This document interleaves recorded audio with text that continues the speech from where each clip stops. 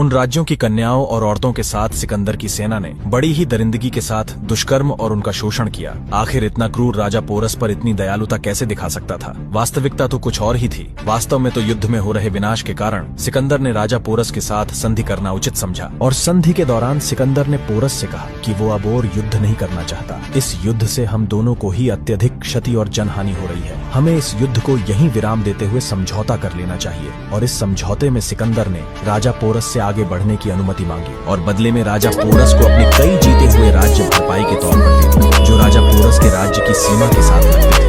राजा porous को भी बेगुनाहों की जान जाने के बदले ये प्रस्ताव उचित लगा, क्योंकि पहले ही यह विनाशकारी युद्ध उनके बहुत सारे वीरों को निगल चुका था और आर्थिक नुकसान भी अत्यधिक झेलना पड़ रहा था। इसलिए राजा पोरस ने भी इस समझौते को स्वीकार कर लिया। सिकंदर ने जितना सोचा था, पौरव राज्य से युद्ध में उसे उससे भी कहीं ज्यादा नुकसान उठाना पड़ा था। प्राण जाते जाते बचे सो अलग, लेकिन इतनी हानि होने के बावजूद भी सिकंदर के पास अभी इतनी विशाल सेना शेष बची थी कि वो आगे बढ़कर अपने विश्व विजय की तृष्णा शांत कर सके। लेकिन ये तो सिकंदर का महज एक छोटा सा स्वागत था। अभी तो सिकंदर का सामना उससे होने वाला था जिसके बारे में सिकंदर ने शायद अपने सपने में भी कभी नहीं सोचा होगा, जिसके सामने सिकंदर की सारी चालाकियां धरी की धरी रहने वाली थी। क्या चाणक्य बदलेंगे